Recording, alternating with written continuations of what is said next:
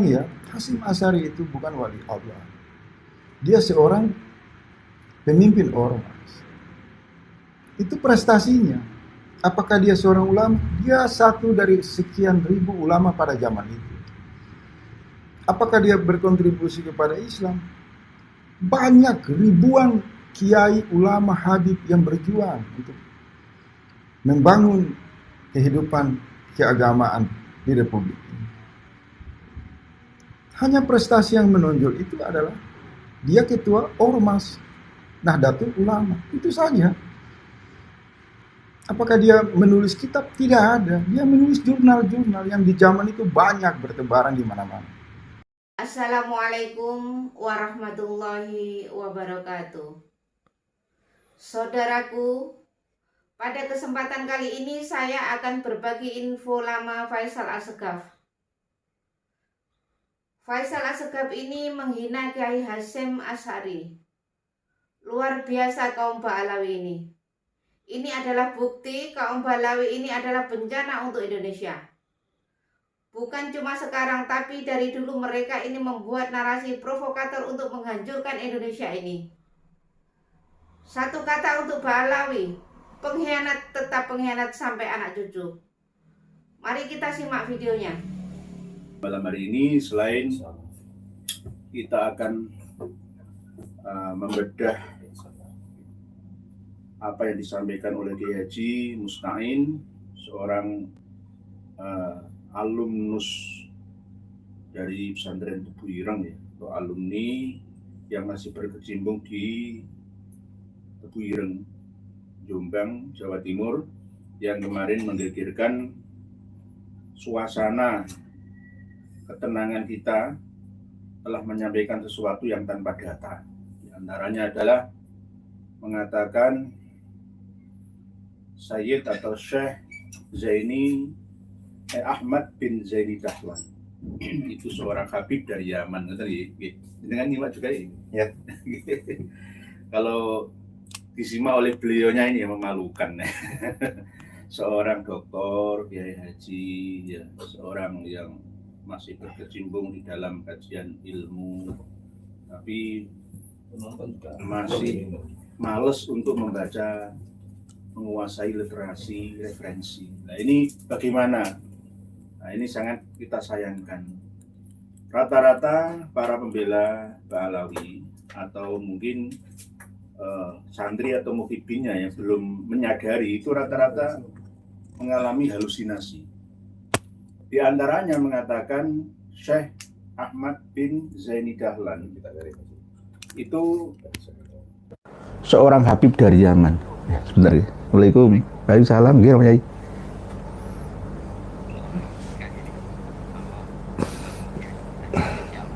Oke, siap. Oke, siap. Oke.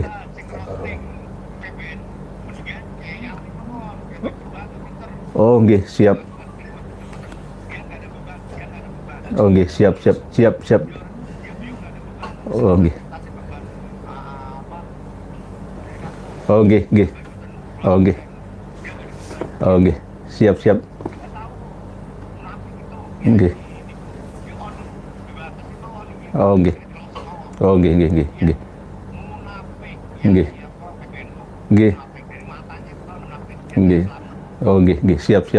siap.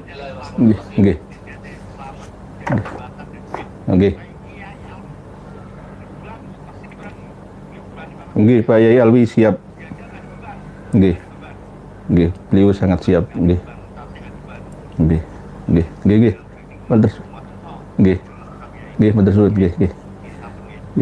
Waalaikumsalam.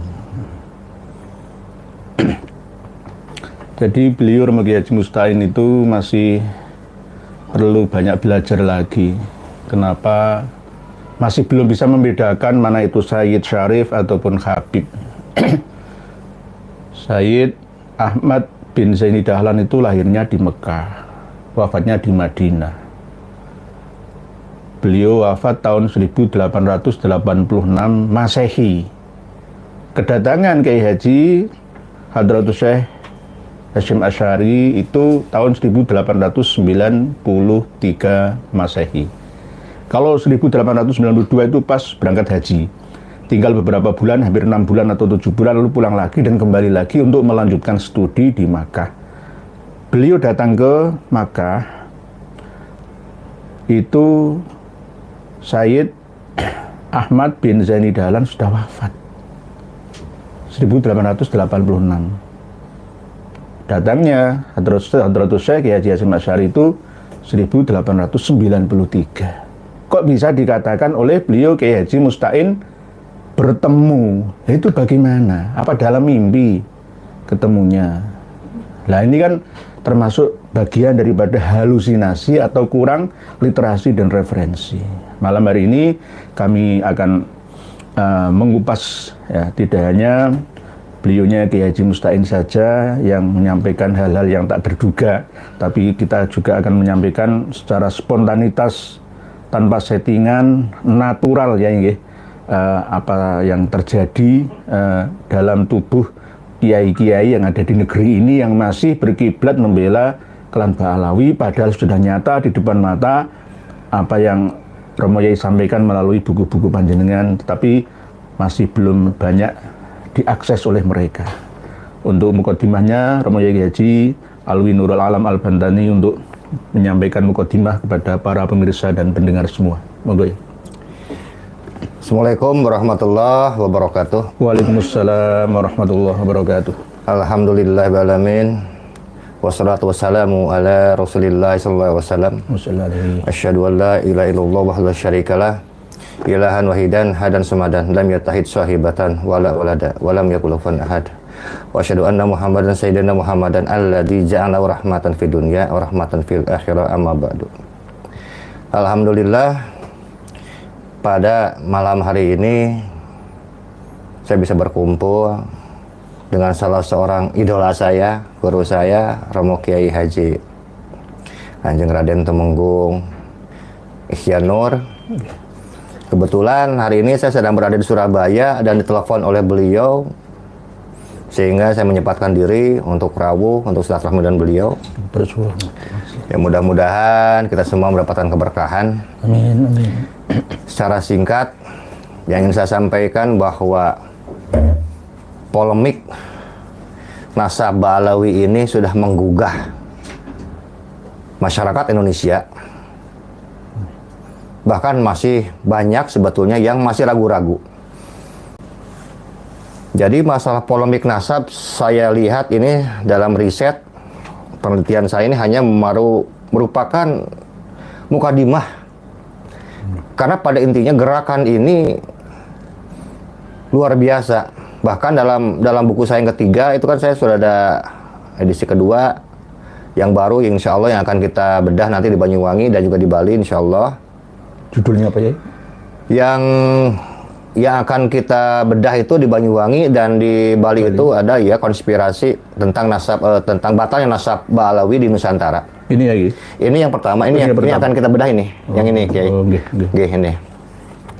Dan buku yang kedua ini baru mukadimah kita bahas dari ilmu Rijalul Hadis. Kalau ilmu nasab itu sudah dibahas oleh Ki Imad.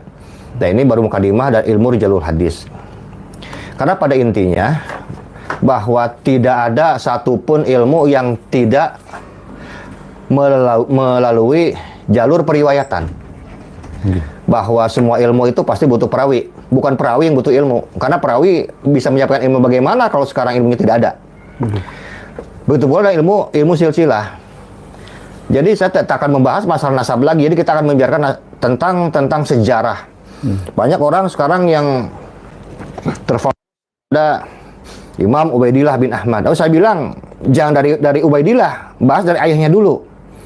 Dari Imam Ahmad. Karena Imam Ahmad ini ternyata dalam ilmu Rijalul Hadis ada dua nama.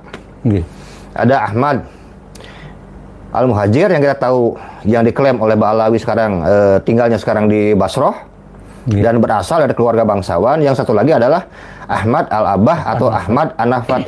Yang menarik, dua-duanya punya silsilah yang sama, Kiai. Dan tidak mungkin sekarang ada dua orang punya silsilah yang sama. Dalam ilmu Rijalul Hadis itu disebut itu dengan mukhtalifun kasuran jiddan. Ini tidak mungkin. Karena namanya ternyata banyak. Ada ada sekarang Ahmad Al-Muhajir, ada Ahmad bin Isa, ada Ahmad bin Isa bin Muhammad, ada Ahmad bin Isa bin Muhammad Al-Naqib, ada Ahmad Al-Abah, ada Ahmad Al-Aba, ada Ahmad An-Nafat, ada Ahmad Al-Basri, Al-Baghdadi. Ini yang mana yang betul sebetulnya? Dan ternyata hanya satu yang betul, Kiai. Yaitu Ahmad Al-Abah yang punya anak 3, Muhammad, Ali sama Husain. Tidak ada yang lain. Nah, jadi saya tidak akan membahas masalah nasabnya karena saya anggap sudah selesai. Dalam ilmu rijalul hadis yang dibicarakan ketokohan. Sebagaimana yang diakui bahwa Ahmad Al-Muhajir ini adalah seorang imam musaid mutlak. Dan tidak sedikit yang saya lihat, saya baca selama kurang lebih dari mulai 6 bulan kemarin, kurang lebih ada 50 kitab yang saya baca, itu ada dari jalur periwayatan sekarang, dari mulai yang hidup betul-betul sejaman, itu dari mulai kitab Tarikh At-Tabari, kemudian kitab Sunan Ad-Darqutni, kemudian kitab Al-Mujam Al-Awsat Al-Kabir, Imam At-Tabarani, kemudian kitabnya Sahih Ibnu Huzaimah, Sahih Ibnu Hibban, kemudian kitabnya Al-Iman Ibnu Mandah. Kenapa menggunakan rujukan itu? Karena mereka adalah orang-orang yang dianggap sekarang betul-betul hidup di Irak dan tidak ada satupun yang tidak mengenal mereka, Kiai. Pasti mengenal. Pasti mengenal. Dan ini saya baca 4.000 jalur periwayatan dan tidak ada satupun yang namanya sekarang Ahmad bin Isa dan Ubaidillah bin Ahmad bin Isa. Satu. Dan saya tutup dalam kitab Durrul Mansur karya Al-Imam Jalaluddin As-Suyuti. Di sana ada 7.355 riwayat dan tidak ada satupun, Kiai, yang berasal dari? Tidak ada. Mereka tidak menyebutkan satupun riwayat yang namanya Ahmad bin Isa dan Ubaidillah bin Ahmad bin Isa sebagai seorang ahli ilmu, sebagai ulama, atau sebagai seorang mujtahid. Tidak ada sama sekali. Loh, kenapa seorang nggak ada? Ya karena memang orangnya nggak pernah ada. Nggak pernah ada orangnya. Nggak pernah dilahirkan. Kalau kita kembali lagi sekarang tentang Ahmad bin Isa dan Ubaidillah bin Ahmad, yang sekarang mendapatkan kekosongan, tidak ada pencatatan, tidak ada satupun sekarang ulama-ulama Ahlussunnah wal Jamaah yang selama 6 abad meriwayatkannya, nggak ada yang mengesahkan tentang nasab mereka. Kenapa tidak ada yang mengesahkan? Ya karena orangnya nggak ada. Bagaimana seseorang bisa diisbat, orangnya juga nggak ada kok. Yang menjadi dalih dan dalil para ahli asakron. Ini jadi masalahnya, Kiai. Sedangkan yang namanya ilmu itu semua harus bitatabu, harus melalui sekarang estafet. Nggak bisa, tanpa estafet itu nggak boleh. Dan mereka kekeh gitu, bahwa ini ada itu dari mulai ahli asakron. Sedangkan sudah umum dalam kalangan sekarang ahli nakobah, bahwa yang berhak menetapkan nasab adalah nakobah, adalah seorang nakib. Pertanyaan kita, apakah ahli asakron seorang ahli nasab? Bukan, ahli torikoh. Ahli torikoh. Tasawuf. Lalu siapa yang mengesahkan sekarang ahli asakron sebagai seorang nakobah? Tidak ada. Lalu bagaimana dia sekarang bisa menetapkan sebuah nasab sedangkan dia sendiri bukan seorang ahli nasab? Ini 6 abad lama loh, Kiai. Lama sekali. Tiba-tiba muncul sebuah nama, sebuah pohon silsilah tanpa rujukan primer. Dan tidak bisa. Silsilah itu kan tidak seperti ilmu hadis. Hadis itu setelah hadis selesai tidak bisa ditambah, sudah selesai. Sejarah orang meninggal selesai, tidak bisa ditambah. Ilmu silsilah itu kan berkembang, Kiai. Sekarang abad pertama dia mungkin punya keturunan 10 orang, nanti abad keduanya nambah lagi, abad nambah lagi. Maka kita membutuhkan rujukan primer, rujukan ke sana. Tidak bisa sekarang ilmu sekarang silsilah dibuat sendiri tanpa merujuk kepada kitab-kitab sebelumnya. Namanya bohong dan dongeng. Mustahil. Karena yang saya soroti adalah ketokohannya. Karena diglorifikasi. Jadi saya lihat ada kejahatan glorifikasi terhadap sosok yang namanya Ahmad bin Isa dan Ubaidillah bin Ahmad, yang dua-duanya tidak pernah dilahirkan ke muka bumi dalam kajian ilmu rijalul hadis. Tidak pernah ada, Kiai. Itu dari mulai abad ketiga sampai sekarang Imam Jalaluddin As-Suyuti kita cek, tidak ada satupun. Kan kita tahu kalau dalam mazhab Syafi'i bahwa Imam Jalaluddin As-Suyuti adalah tempat bermuaranya, berakhirnya semua sanad riwayat. Bahkan kalau kita lihat bahwa Imam Jalaluddin As-Suyuti membuat sebuah istihad dengan menuliskan misalnya dalam kitabnya itu Anil Bukhari fi Sahihi wa Ibni Abu Daud fi Sunani wa Nisai fi Sunani. Jadi nama orangnya dengan nama kitabnya disebut. Bahkan dengan sangat hati-hatinya bahwa Imam Jalaluddin As-Suyuti meriwayatkan itu dari mulai abad pertama. Kalau Imam Malik, kalau Imam Abu Hanifah, kalau Imam Syafi'i, kalau Imam Ahmad, itu semua disebutkan. Andai kata betul Imam Ahmad Al-Muhajir bin Isa dan juga Imam Ubaid bin Ahmad bin Isa adalah seorang ahli fikih, ahli hadis, mujtahid, lalu kenapa tidak diriwayatkan oleh Imam Jalaluddin As-Suyuti sebagai seorang sekarang mujtahid dalam mazhab Syafi'i? Tidak ada satupun, Kiai. Ini harusnya yang dipikir dan dipertimbangkan oleh para pendukung keabsahan Nasabah Alawiyah. Yang jangan sampaikan kan sudah jelas sangat gamblang teto welo-welo ya, bahwa sudah diprediksi ya oleh ulama-ulama besar pada masanya, dan hasilnya tidak ada catatannya satupun dari keluarga Ubaidillah bin Ahmad Al-Abbah itu. Semoga ya dilanjutkan. Ya, ini saya sebetulnya, Kiai, pengen sekali mengimani dua sosok ini. Cuman tidak ada catatannya. Lalu bagaimana saya bisa mengimani sosok besar tanpa ada catatan? Sedangkan abad 3 dan abad 4 yang diklaim sebagai kelahiran mereka berdua adalah waktu itu kejayaannya dinasti Abbasiyah, di mana pencatatan, ahli bahasa itu sedang gencar-gencar dilakukan.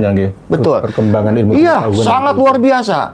Penerjemahan sekarang kitab-kitab yang berbahasa Yunani, Romawi, berbahasa Hindi, Persia, semua.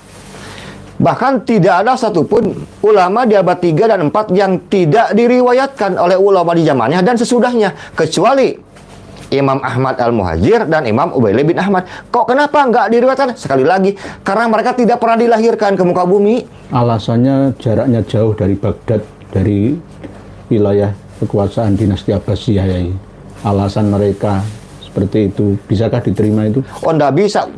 Wong sekarang Imam Ahmad Al-Muhajir itu kan, kalau kita melihat kepada historisnya Ba'alawi, dia lahirkan sebagai seorang bangsawan. Bahkan ada yang menyebut sebagai dari keluarga kerajaan yang kaya raya, mewah dan sebagainya.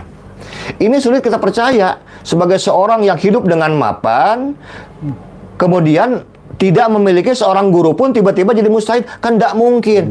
Orang jadi mujtahid kan harus nyantri dulu, Kiai. Nah, ini nyantrinya dengan siapa, gurunya siapa, ya di mana, apa yang belajarnya di mana. Makanya kalau dibahas dengan ilmu tobako selesai sudah, Kiai. Kemarin kan sempat selesai. Saya sampaikan 5 itu, Pak Yai. Jadi Tobaqat Fuqaha'il Yaman, As-Suluk fi Tobaqatul Ulama wal Muluk, Tuhfatuz Zaman fi Tarikh Sadatil Yaman, Tobaqatul Khawas al-Istiwa wal Ikhlas, Tobaqat Sulaha'il Yaman. Ya nggak ada ya. Kalau saya itu dalam Tobaqah Kubra Asy-Syafi'iyah sama Tobaqah Al-Fuqaha Al-Kabir Asy-Syafi'iyah. Itu kan ulama Irak yang bikinnya, Kiai. Jadi saya soroti langsung Imam Ahmadnya langsung, nggak ada sama sekali, Kiai. Nggak dikenal. Kan mustahil, Kiai. Seorang yang masyhur tentang keilmuan kok nggak ada riwayatnya gitu loh. Jadi surah wal istifadhah. Ya, ini mah kayak cerita Sangkuriang kayaknya.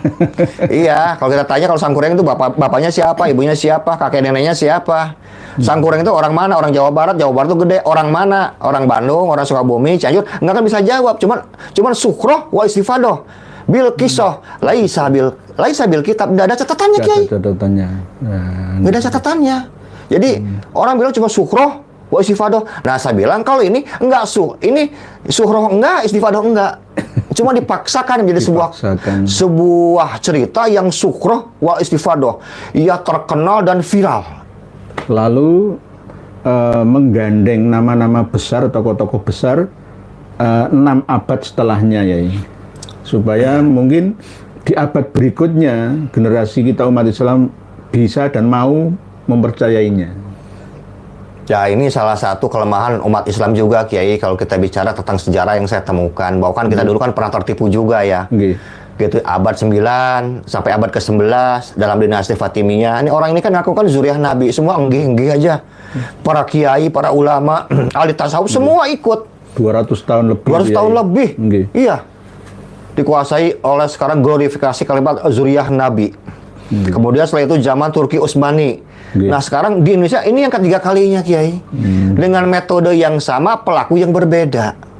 Dan kita tidak mau belajar sejarah. Dan kita sekarang enggih aja terus. Nah, itu kelemahan kita. Apalagi karena keluguan kita akhirnya menjadi kelucuan kita sampai sekarang ini. Sesama kiai harus berbenturan, harus berperang opini sampai sekarang ini ya. Akibat dari pembodohan yang kita tidak tahu kalau kita ini dibodohkan, ditipu, ya, dipaksakan untuk mempercayai, padahal tidak ada literasi referensi. Lah ini kan sangat-sangat disayangkan. Oleh sebab itu tampillah beliau-beliau seperti Kiai Haji Alawi Nurul Alam ini. Ini yang paling keras menurut saya daripada Kiai Haji Maduddin Usman, daripada Syarif Abbas. Beliau ini sangat keras, tapi kerasnya ada datanya. Enggak Kiai, saya ini nggak keras. Belum Kiai. Belum keras. Belum. Karena memang ada datanya. Kalau nggak ada datanya nggak akan berani. Juga yang lain Kiai mungkin ya, mereka mengeluarkan doktrin maut, lebih baik salah mencintai daripada salah membenci. Bagaimana ceritanya kita sekarang disuruh atau dipaksa mencintai orang-orang yang telah memanipulasi sejarah NKRI, Nahdlatul Ulama dan ulama-ulama kita. Gimana caranya kita bisa mencintai orang-orang penipu seperti ini Kiai? Nggak dikatakan koma atau titik koma, masih ada bahasan selanjutnya enggak, tapi yang berkata lebih baik salah mencintai daripada salah membenci itu langsung finish, titik di situ itu loh, nggak ada bahasan lainnya. Maksudnya bagaimana? Ya kemungkinan supaya kita ini tidak mau berpikir panjang gitu loh. Seperti yang Romayai sampaikan.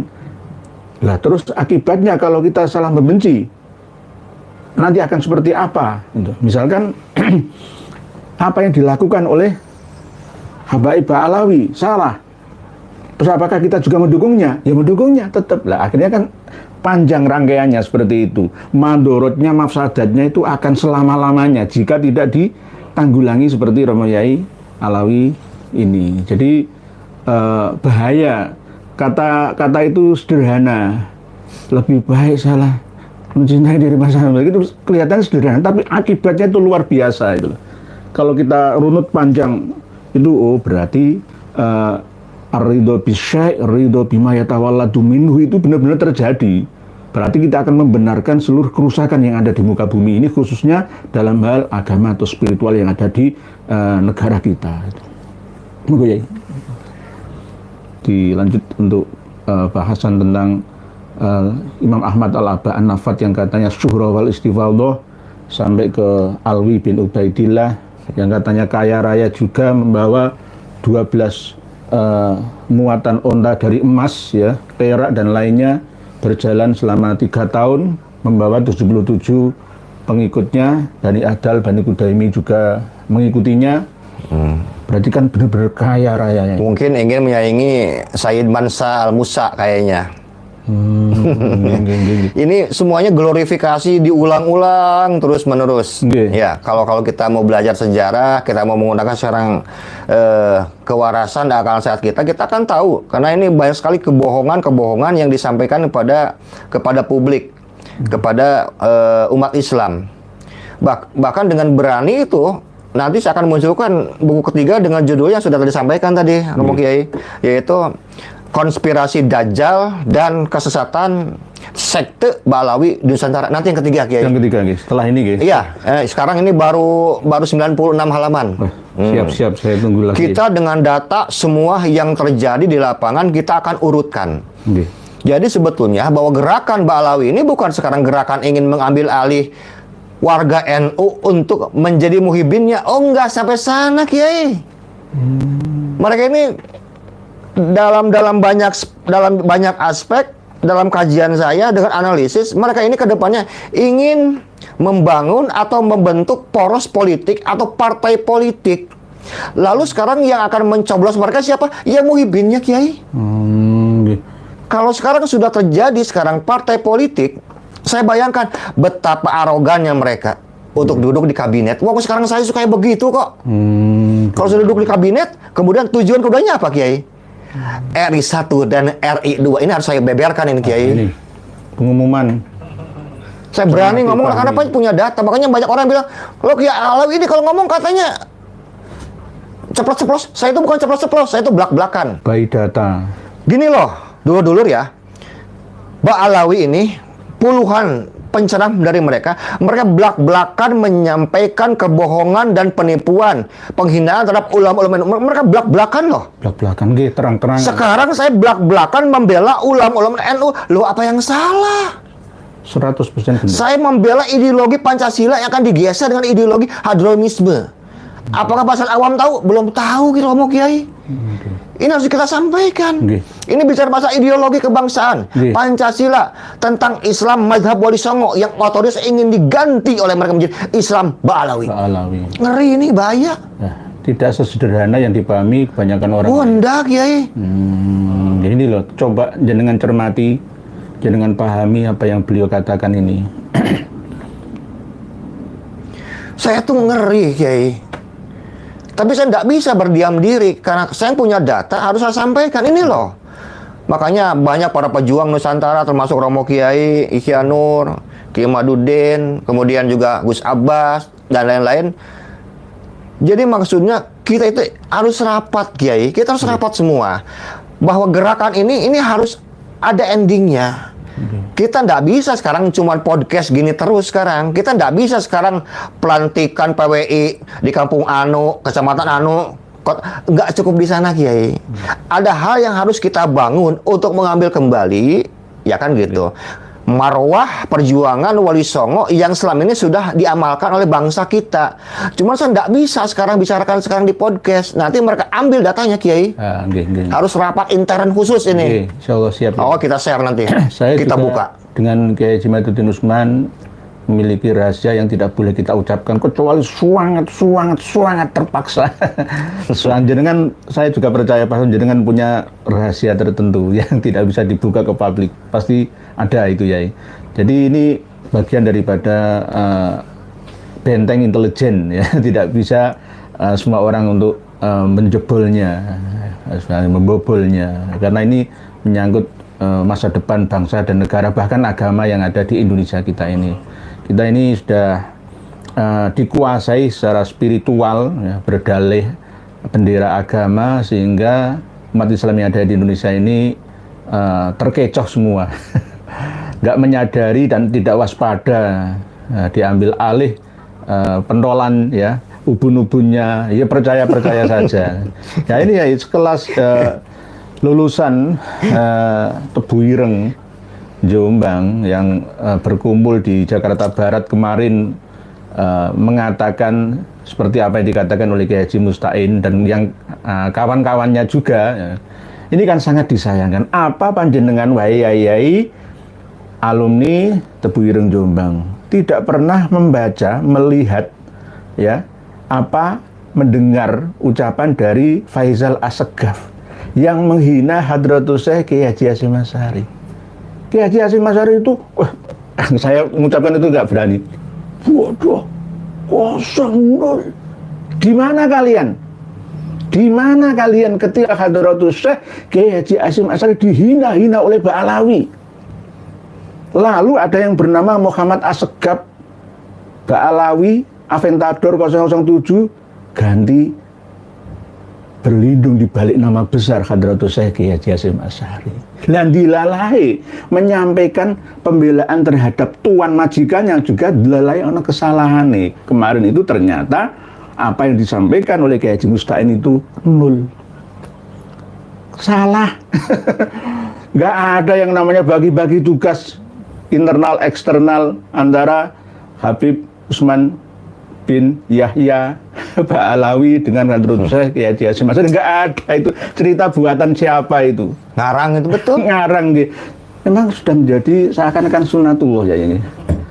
Ya kan dalam perjuangan kan harus selalu ada yang begitu, ya. Biar seru, biar rame, biar menyala terus kitanya gitu. Enggak, ada hikmahnya gitu. Jadi kadang-kadang itu saya berpikir kenapa kiai-kiai lebih membela orang lain daripada bangsanya sendiri. Kalau toh mau menyadarkan mereka, sekelas Hadratus Syekh Kiai Haji Hasyim Asy'ari yang katanya Kiai Haji Mustain itu melarang Presiden Soekarno yang mau mengusir semua Ba'alawi yang ada di Indonesia gara-gara ada alasannya. Alasannya apa?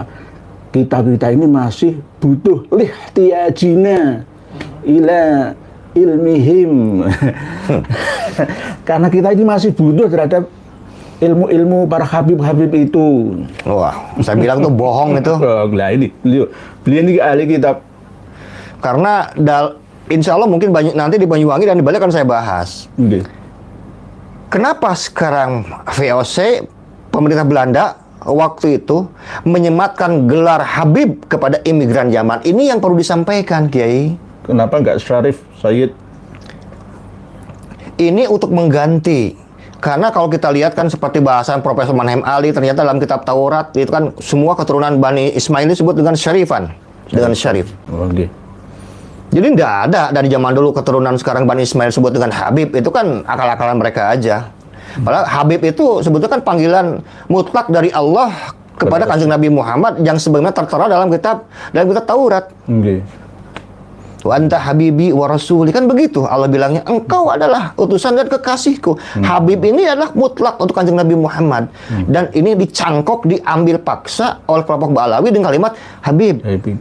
Jadi perlu ketahui bahwa sekarang penyematan gelar Habib oleh pemerintah Belanda waktu itu kepada sekarang imigran Yaman adalah untuk menggeser posisi sosial, keilmuan, dan para bangsawan di negara kita.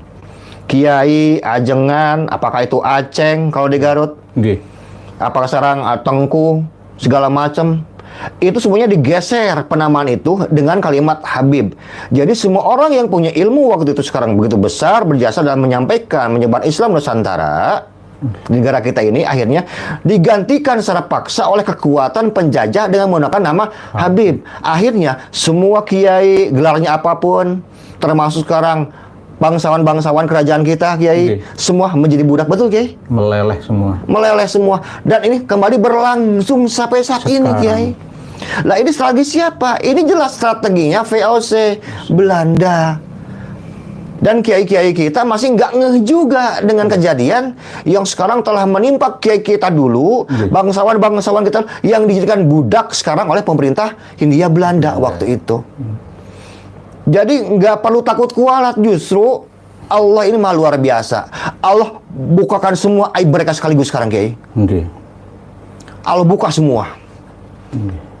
Ada yang percaya, ada yang nggak percaya. Tapi alhamdulillah, Kiai, lebih banyak yang percaya karena masyarakat kita termasuk masyarakat yang masih mau menerima kajian ilmiah, walaupun memang minim literasi. Masa sekarang menghukumi perkara yang zohir pakai zon, gimana ceritanya? Ini harus dikeluarin dulu gitu perasaannya, kemudian ditimbang, kemudian alat timbang zonnya pakai apa, Kiai? Kan enggak ada. Jadi menggunakan tameng tokoh sesepuh Nahdlatul Ulama Kiai Haji Hasyim Asy'ari, mengisbat Ba'alawi, mencintai Ba'alawi karena guru-gurunya juga dari kalangan Ba'alawi. Nah, ini kan cerita klasik sejak dulu sampai kini. Nanti kemungkinan kita ini jangan mati dulu ya. Jangan wafat, dan saya jangan meninggal dulu. Kalau nanti kita wafat kalah dengan Ba'alawi, maka kita akan menjadi Habib nanti. Habib Alwi Nurul Alam Al-Bandani As-Segaf. Saya Habib Nur Yahya Salafi Al-Habsyi. As-Segaf itu kan marga Yahudi. Shegov namanya itu aslinya tuh, Shegov itu. Al-Segaf atau As-Segaf. Iya, gantilah. Waktu hijrah itu. Jadi As-Segaf. Dulu kan ada biro jasa firma El-Segaf di dalam Belanda itu. Monopoli sama dengan kalau sekarang ya Tor untuk mengirim jamaah haji dari Nusantara ke Saudi Arabia. El-Segaf itu juga banyak korupsinya, gitu. Monopoli atas izin Belanda mestinya. Ya, yang saya paling nggak senang itu adalah masalah penipuan sejarah nih, Kiai. NKRI, lambang-lambang sekarang kenegaraan kita, mereka klaim semuanya. Ini hampir ya, menurut saya itu kalau jenengan nggak bergerak, teman-teman itu gol karena apa? Ubun-ubun sugesti kepercayaan seluruh umat Islam Indonesia itu sudah dipegang oleh mereka. Menjadi one team press, mohon maaf, itu kan di atas presiden. Presiden aja bisa didikte, jadi remote. Apalagi meremote kita yang awam ya, dianggaplah kita ini bodoh, nggak bisa berontak, nggak punya data. Hampir ya ini, hampir. Mana ceritanya rakyat Indonesia dari dulu juga kalau sudah urusan begini lawan Belanda menang, lawan Jepang menang, optimis. PKI, MUSO lawan apa semua menang. Kalau sudah sekarang rakyat Indonesia bergerak, nggak ada yang nggak mustahil, nggak ada yang nggak mungkin. Kita insya Allah kan bisa menang. Nanti orang di framing lagi, loh ini anak bangsa sama anak bangsa. Oh, harus banyak belajar sejarah kalau begitu. Karena zaman dulu, dari zaman kerajaan, anak bangsa dengan anak bangsa perang terus, Kiai. Perang terus. Nggih. Jadi nggak perlu di framing kayak begitu. Memang itu Indonesia memang begitu lah dulu. Anak bangsa perang terus. Nggih. Jadi Bukan kita ingin perang, enggak. Kita ingin membuktikan bahwa data yang kita sekarang sajikan ini akurat.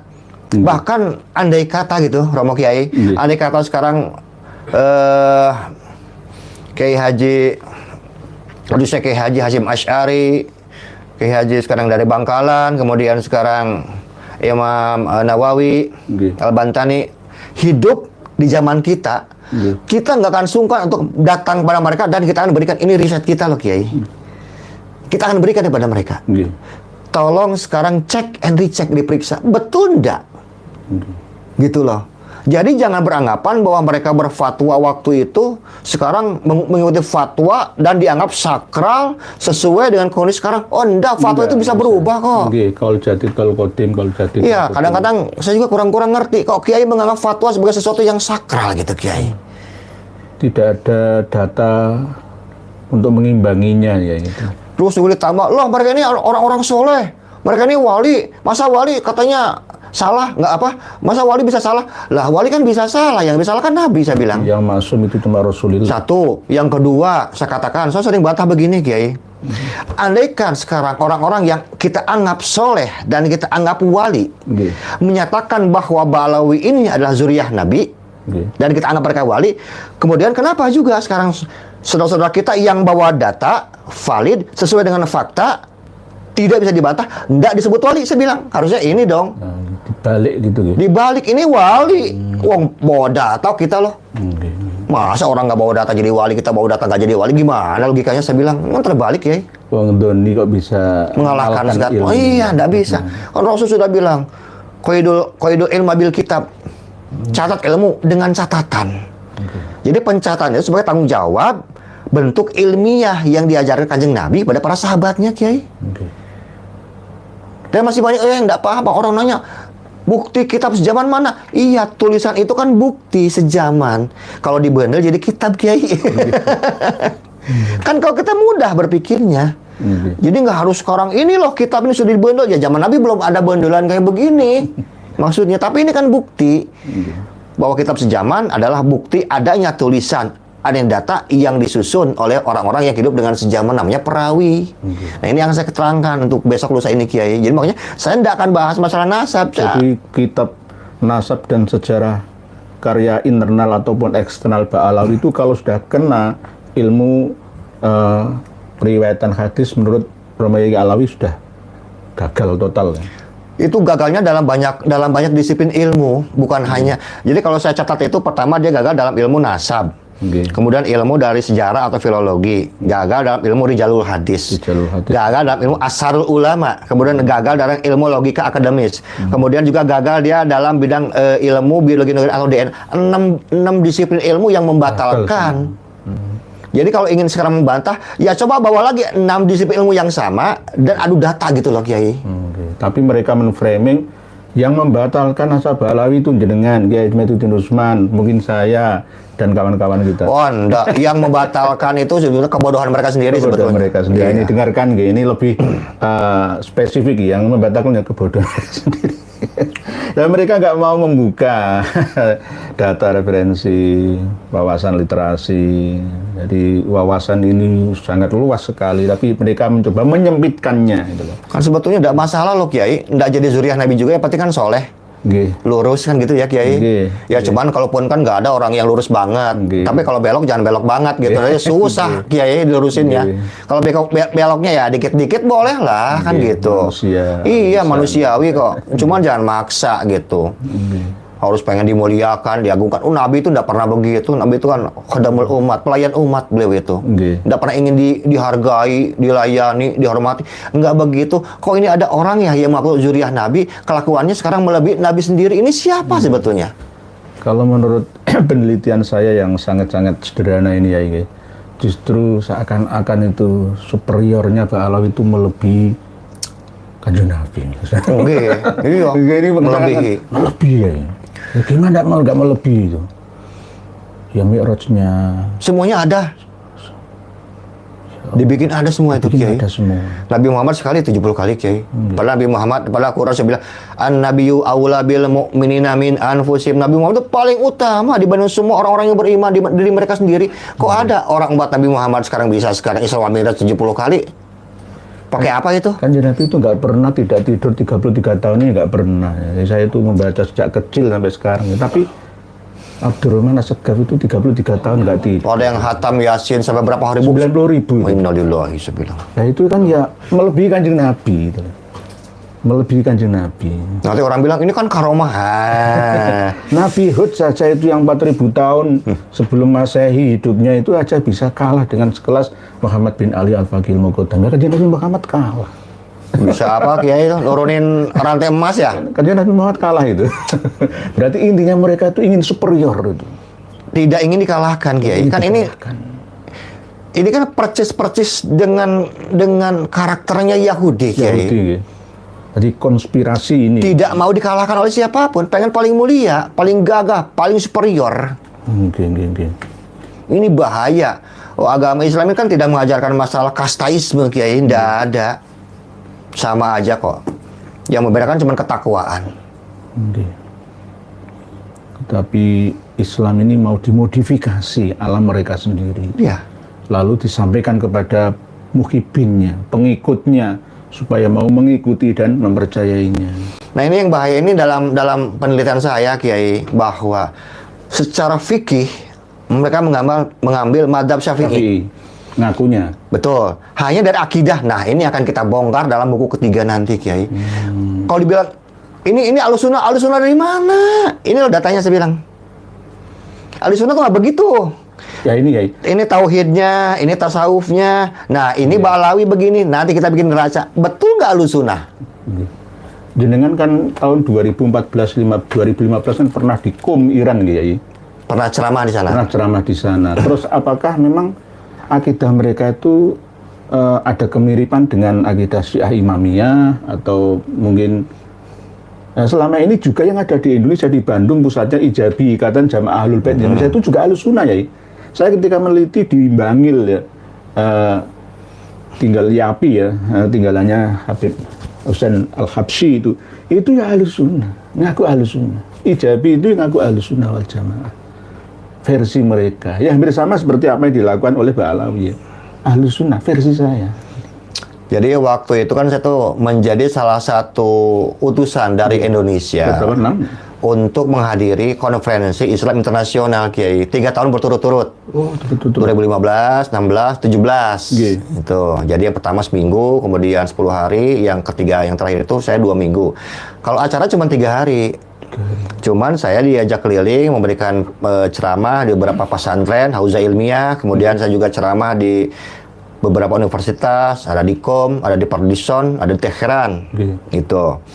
Kemudian juga kita banyak keliling lah ke beberapa tempat, termasuk ke tempatnya yang paling besar mazhab Hanafi, gitu, di Jurjan. Di Jurjan. Iya, itu mazhab Abu Hanifah. Kita datang ke sana ke masjid rayanya, ke masjid kampung-kampungnya. Amalan mereka hampir sama lah dengan orang-orang NU sebetulnya kalau yang untuk yang Ahlussunnahnya. Tapi ada sesuatu yang menarik buat saya itu. Bahwa yang saya lihat dari amaliyah dan juga dari akidah mereka tentang Syiahnya itu, tampaknya itu ada beberapa perbedaan dengan Syiah yang ada di Indonesia, Kiai. Jadi ada banyak hal-hal yang mungkin saya lihat ini dipolitisir untuk kepentingan kelompok mereka. Gitu. Kekuasaan. Iya. Jadi banyak yang berbeda karena kan selama saya kesana saya kan bikin laporan. Waktu itu kan saya kan masih di PBNU, saya 2 tahun di PBNU dulu, di LTM PBNU dulu itu, ya di bawahnya Ki Haji Manan. Jadi saya tuh bikin laporan tiap hari kita catat, Kiai. Kita laporkan ke PBNU, ini laporan saya di Iran, sehingga saya dicap sebagai orang Syiah, anti Syiah, macam-macam lah. Gitu. Padahal saya tidak pernah mengajukan diri untuk pergi ke Iran, nggak pernah. Uang saya terpilih karena kan mereka melihat ada karya tulis, Kiai. Jadi waktu saya ke sana ternyata banyak mahasiswa Iran yang punya karya tulis saya, nggak tahu beli dari mana tuh, Kiai. Bahasa apa ya itu? Nggak, bahasa ini. Bahasa Indonesia? Mereka beli dari saudara-saudara yang ada di Bandung, yang di Jakarta. Ternyata pas ke sana karya saya di sana. Gitu. Jadi mereka melihat ada karya tulis yang dihargai oleh mereka gitu. Makanya saya berangkat. Oke. Tapi kalau sekarang melihat apakah akidah Ba'alawi ini ada kemiripan dengan Syiah, mungkin ini saya bilang ini sepertinya bisa lebih ekstrim lagi. Malah gitu. Nggih. Jadi mungkin sekelas Rafidhah Sudah ia mengarah ke sana. Ya, seperti sekarang betapa luar biasa glorifikasi yang mereka lakukan terhadap sekarang Ahmad Al-Muhajir, kepada Ubaidillah, kepada Faqih Muqaddam. Oke. Ini kan sebuah glorifikasi yang luar biasa sebetulnya. Jadi mereka ini ingin sekarang berusaha mengalihkan tokoh-tokoh Ahlussunnah wal Jamaah yang selama ini dimuliakan, diagungkan oleh kita semua untuk digeser. Oleh karena itu tadi saya bilang, ini ada penggeseran otoritas Islam Madhab Wali Songo ini, Kiai. Untuk diarahkan pada mereka semua. Wiridan sekarang diganti dengan rotib. Untung saya dari dulu nggak pernah baca rotib apapun. Saya juga nggak pernah. Nggak tahu, saya lebih senang baca wiridan sama hizib aja lah. Hizib aja. Ya, dari pesantren aja gitulah. Nggak pernah? Nggak pernah, saya juga nggak pernah. Dan saya Al-Atos nggak pernah. Ya, alhamdulillah. Semuanya nggak pernah sama sekali. Nggak tahu kenapa. Ya hidayah itu ya. Dibimbing oleh Allah yang Maha Rahmah itu tadi. Salamah, diselamatkan dari unsur sihir yang ada di dalam wirid asror, mungkin khodam. Ya, aji gendamnya itu. Khodam gendam. Saya tuh curiganya ada aji gendamnya itu. Sehingga para kiai sekarang. Kiai itu sampai misui saya. Loh, saya itu 25 tahun mengamalkan rotib al-Khadat. Kok jenengan ngelarang saya? Jenengan masih dalam pengaruh gendam, Yai. Tinggalkan coba puasa, kafaratul yamin. Ayo, nanti akan sadar sendiri. Masih belum sadar, masih dibaca lagi. Wa ila hadratul hasya Muhammad bin Ali Ba'ali al-Faqih muqaddam lahu al-Fatihah. Jadi baca. Iya, kita hadiah kepada Imam Muhammad bin Muhajir, kepada Ubaidillah, orangnya nggak ada. Kita hadiah sama siapa sebetulnya? Ya ini. Ya, itu Sakoto Aslu, Sakoto Furu ya. Sekarang atasnya sudah roboh, kok ya bawahnya juga roboh cabang semuanya. Makanya saya sudah tidak mau bicara masalah nasab, Yai. Sudah selesai dengan Kiimat, sudah selesai dengan Yai. Saya mau pakai bahasa yang lain aja lah. Saya lebih senang untuk membicarakan sosoknya langsung, lebih objektif buat saya. Ini memang nggak ada orangnya, nggak tercatat kok. Sekarang, apakah sekarang ada yang namanya syahadah? Orang yang menyaksikan Ahmad Al-Muhajir sekarang waktu itu dilahirkan? Ada yang bersumpah? Lahirnya nggak jelas. Apakah ada catatannya? Nggak ada. Lahirnya itu 6 versi kalau saya temukan. Betul, itu. 6. 210 Hijriah, 260 Hijriah, 273 Hijriah, ada yang 279 Hijriah. Betul, Kiai. Itu kan dalam kitab-kitab Ba'alawi semua itu. Untuk menentukan tanggal kelahiran mereka masih bingung. Gitu. Belum sepakat mereka. Gitu. Nah, ini coba untuk membuat ijma ala mereka. Kita ini sudah diijma oleh ulama-ulama 140 sejak dulu sampai sekarang. Tapi rata-rata yang diklaim itu yang banyak yang tidak bisa diverifikasi lagi karena sudah wafat, tidak ada di dunia ini. Kalau misalkan yang mengatakan ini Romo Kiai Haji Alawi Nurul Alam Al-Bantani, ya bisa diverifikasi, bener nggak ya itu? Kan bisa diverifikasi loh. Yang diverifikasi nggak ada, sudah mati. Gimana lagi? Nah, itu klaim-klaim sepihak dari mereka sampai sekarang ini, bahkan berlindung di balik kebesaran nama beliau Kiai Haji Muhammad Hasyim Asy'ari. Nah, ini sekarang ini. Jadi pola interpolasi data sejarah kita sudah dilakukan sejak dulu kala sampai sekarang ini. Bahkan tugas sandiwaranya Muhammad Assegaf dengan Faisal Assegaf seakan-akan itu beda, tapi sama saja. Ingin menguasai alam bawah sadar kita semua. Wahai para ulama, kiai-kiai kita, alumni pondok-pondok pesantren terkenal yang ada di Indonesia, salafiyah, kholafiyah yang ada, ayo sadar semua. PBNU mana? Kiai tolong disentil PBNU. Pesan dari guru saya ini. Tadi yang ngebel itu guru saya. Jadi biasanya kalau saya live, kalau guru saya yang ngebel itu harus saya angkat. Tapi kalau yang lain itu saya pernah juga dalam podcast, saya juga sudah memberikan saran kepada para romo kiai yang ada di PBNU dan di MUI. Apakah tugas ulama itu membiarkan polemik ini secara berketerusan? Kan dah, Kiai. Tugas seorang ulama itu harus cepat tanggap, harus gesit, menyelesaikan permasalahan umat. Ini bukan masalah kecil. Lalu kenapa sekarang PBNU dan MUI kok diam aja? Kenapa? Ini ada apa? Ulama warasatul anbiya tidak berfungsi berarti. Kalau begitu, iya, mereka sudah tidak memiliki sifat pewaris Nabi. Nabi kan tidak pernah membiarkan sekarang umatnya bingung kayak sekarang. Andai kata para romo kiai di PBNU dan di MUI sudah tidak mampu memproduksi fatwa lagi yang bagus, tolong biarkan kami yang berfatwa untuk umat. Undang Kiai Haji Alawi Nurul Alam. Ya mungkin undang saya ini, undang Kiai Haji Maduddin Usman semua. Undang, ayo diskusi bersama. Kalau kurang data, kita akan kasih data untuk panjenengan semua. Wahai romo-romo yai yang ada di PBNU dan di MUI. Muhammadiyah mungkin mengikuti nanti. Iya, MUI, Majelis Ulama, majelis itu kan majlasa, jadi kebanyakannya duduk mungkin tuh Kiai. Kebanyakan duduk, mungkin males berdiri, males terjun untuk meneliti.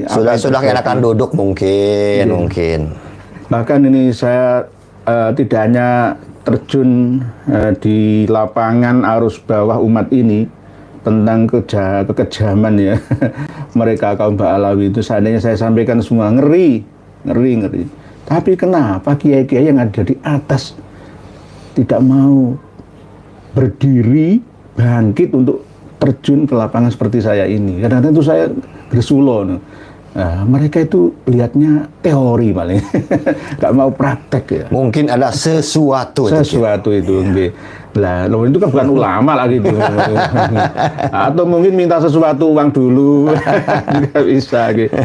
Jadi ini sangat berbahaya, sangat berbahaya. Ini mendegradasi pemahaman agama kita ini. Nanti akan nyambung ke kestabilan dalam hidup bernegara kita, karena kita diadu domba antar sesama kiai. Mereka Ba'alawi yang kebawa-kebawa, ayo Kiai Haji Alawi Nurul Alam, ayo bertengkar sama Kiai Haji Maduddin Usman, tak bayar kamu, ayo serang sesama kiai, saling menyerang.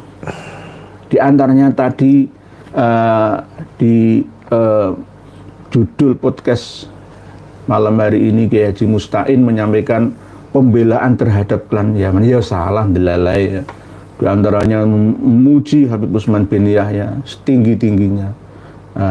Lalu kepada guru ya, muassis pondok alumninya malah justru ketika dihina oleh seorang Ba'alawi diam saja. Mana giroh kalian wahai yang kemarin rumpi atas dasar temu alumni di Jakarta Barat itu?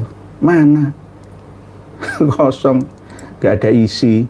Apa yang jenengan bicarakan, mohon maaf, karena banyak kesalahan-kesalahan yang tidak berdasarkan data.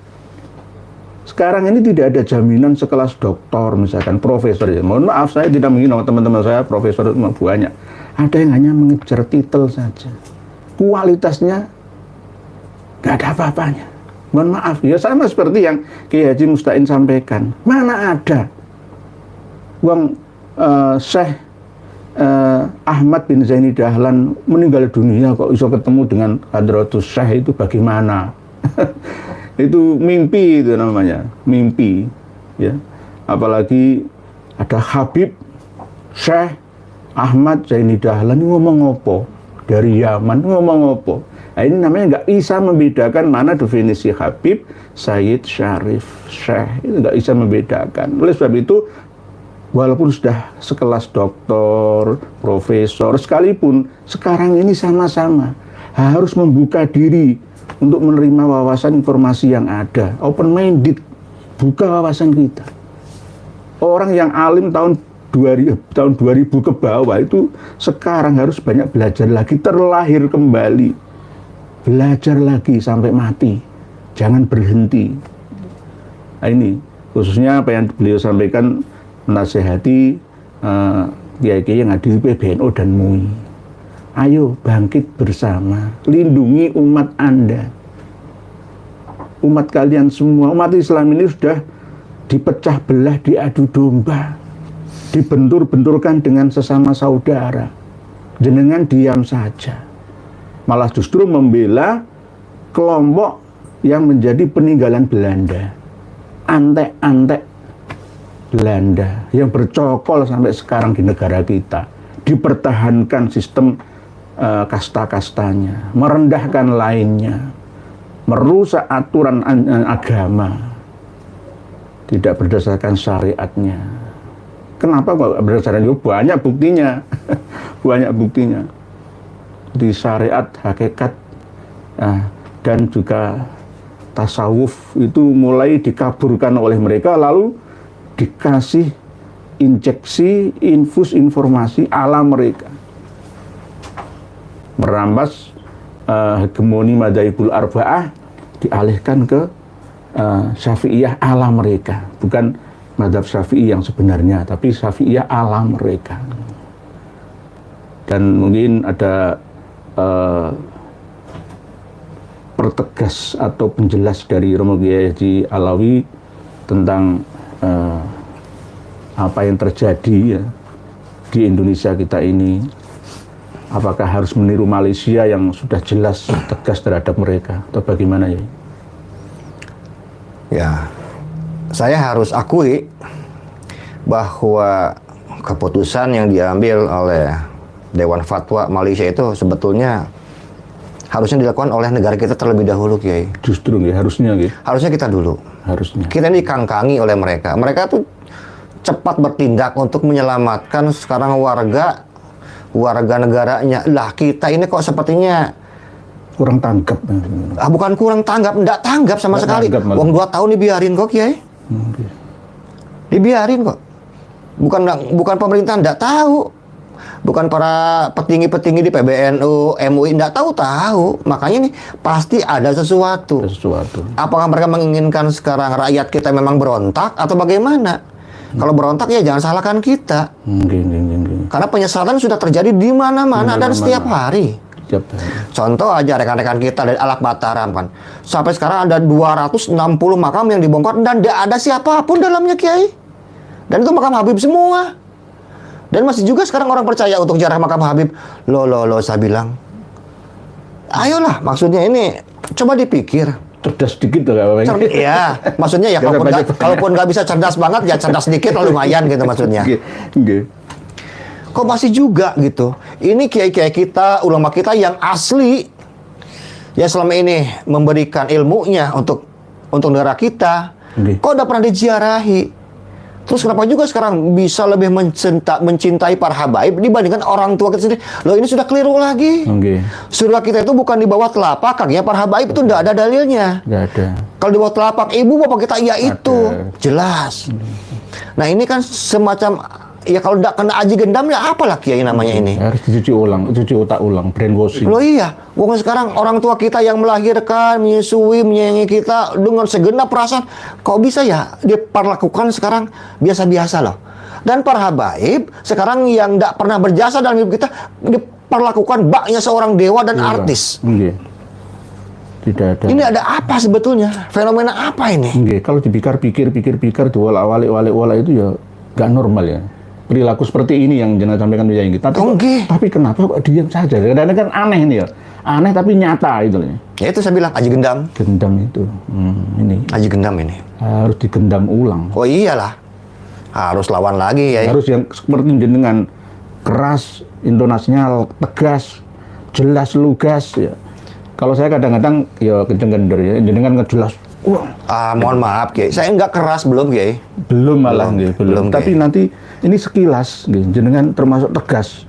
Tapi semuanya berdasarkan ilmu, bukan berdasarkan bukan berdasarkan prasangka, tapi benar-benar berdasarkan ilmu semua. Nanti insya Allah akan saya khatamkan, ya. Ini bisa dicari di mana, ya? Kita buku konspirasi Yahudi, rupanya Dinasti Alawi. Tinggal telepon aja ke saya, Kiai. Nggak ada di kemanapun. Takut ada yang berubah, Kiai. Oh gitu nih. Karena ada 2 buku saya itu pernah dirubah, Kiai. Dipalsukan sama orang lain. Ada tambahan pengurangan? Pengurangan. Iya, bisa ya. Oh iyalah, Kiai. Bukunya bestseller kok. Mereka cari untung. Ya kan gitu. Ternyata pas kita cek itu berkurangnya banyak, Kiai. Diedit berapa lembarnya? Ya, ada lembaran? Oh, lembaran, Kiai. Mungkin ada 20 lembar hilangnya itu. Bisa. Oh iya. Itu buku saya terbitan sekitar tahun 2016-an, Kiai. 20 lembar. Dikiranya nggak akan ketahuan mungkin. Berarti ini Makanya saya nggak masukin ke Sofi. Enggak. Orang butuh, telepon saya aja, biar saya kirim. tolong ya. Nanti para pemirsa semua yang ingin mendapatkan ini hubungi saya, nanti saya akan menghubungi beliau untuk dikirim. Saya sebagai penyebar kebaikan, keilmuan, pengetahuan. Ini ilmu sangat berharga. Biar langsung tanpa melalui reseller ya. Jadi biar murni isinya dapat dipertanggungjawabkan. Konspirasi dan rungkatnya nasabah Alawi di Nusantara. Ini yang lebih lama konspirasi Yahudi, rungkatnya dinasti Ba'alawi. Nah ini, karena memang isinya ada yang Dek Bahar menghina-hina Wali Songo. Ya data semua itu, Kiai. Ya. Itu kan rekam jejak digital kan kejam, Kiai. Nggih, ini itu nanti yang di Madura juga ada Pak Yai Golib, insya Allah nanti juga akan saya ajak bertemu untuk membahas tentang perjuangan ini. Ini bukan karena apa-apa atau karena siapa atau karena harta tahta atau wanita, bukan, tapi karena demi panggilan jiwa untuk kemaslahatan kita bersama dalam hidup bernegara dan beragama. Karena ini sangat berbahaya jika ada yang memadamkan cahaya panjenengan Yai dalam berkarya, maka matilah sudah keilmuan yang ada. Ini sangat berbahaya bagi kita semua untuk masa depan anak bangsa, apalagi generasi muda kita. Di satu sisi kita menghadapi tantangan degradasi moral anak bangsa, di sisi yang lain dari mental spiritual juga dirusak, semuanya rusak, lahiran wa batinan, dohir dan batin semua rusak, agama dirusak. Tapi kadang-kadang kiai-kiai yang masih belum bangun dari tidur mimpi panjangnya itu ya masih menyalahkan kita. Wah itu paling apa itu. Dan anehnya yang berkata seperti itu ya dari kalangan yang duduk di struktural Nahdlatul Ulama. Itu anehnya itu kadang-kadang saya itu berpikirnya itu di situ. Kok aneh itu loh. Nahdlatul Ulama itu kebangkitan orang-orang yang berilmu. Lah ini beliau bangkit. Ya Haji Maduddin Usman bangkit. Gus Haji Jazuli bangkit. Semua bangkit. Lalu kok malah dilarang itu piye? Wah iya. Dulu beliau selama 2 tahun di PBNU ya ini. Oke. Di LTM PBNU. Nanti dituduh Wahabi. Tuduh Wahabi, gak percaya duriah Nabi. Nah, ya. Framingannya sampai sekarang ini ya gitu terus, muter terus. Oleh sebab itu saran kami para kiai, baik yang alumni Tubuh Ireng ya, jangan mau dijadikan sebagai tameng ya untuk memusuhi sesama saudara jenengan, sesama umat Islam. Jenengan harus banyak-banyak belajar dari Kiai Haji Alawi, literasi, referensi buku, kitab sejarah, kitab-kitab nasabnya mumpuni daripada panjenengan. Jenengan nggak punya, saya yakin nggak punya uang bedakan mana Sayyid Ahmad Zaini Dahlan dengan Habib itu dari mana itu, dari mana? Orang Syekh atau Sayyid Ahmad bin Zaini Dahlan itu leluhurnya itu sampai Hasan Al-Musanna, sampai Hasan As-Sibti, sampai ke bawahnya itu ya Syekh Abdul Qadir Al-Jailani. Kok tiba-tiba menjadi Habib itu dari mana? Dari mana? Jelundrungnya itu nggak ketemu gitu. Ini berarti bukti bahwa panjenengan Kiai Haji Musta'in itu kurang referensi, kurang ngaji, gitu loh. Kurang ngaji. Ngaji yo maneh. Thalabul ilmi minal mahdi ilal lahdi. Bukan ilal tuai, bukan. Sampai mati, ngaji sampai mati. Tidak hanya bagi Haji Musta'in saja, yang lainnya semua. Semakin kita banyak wawasan literasi, referensi, semakin bodoh kita. Karena akan banyak tantangan lagi. Ilmu itu berkembang setiap hari. Setiap hari sama dengan kurs tukar mata uang kita ini. Berubah-ubah setiap hari. Informasi, keilmuan, ada ayat tulisan tercipta, terfirman. Jadi kita harus terus open minded, membuka wawasan. Jangan menutup diri, merasa paling alim, paling pinter, paling segalanya. Gak bisa sekarang ini. Para pemirsa dan pendengar semua dimanapun panjenengan berada, diskusi kita yang sangat berbobot malam hari ini, ketemu dengan Romo Kiai Haji Alawi Nurul Alam Al-Bantani. Ada rahasia yang tersimpan dalam diri beliau yang masih belum sempat terucapkan, terungkapkan, tertuliskan dalam karya-karyanya. Dan Faisal, kita tunggu terus karya-karya beliau. Bagaimana Faisal Asgaf ini menghina ulama kita? Itulah gen Yahudi ngaku cucu Nabi. Mari rapat barisan untuk menghalau kaum Ba'alawi. Wassalamualaikum warahmatullahi wabarakatuh.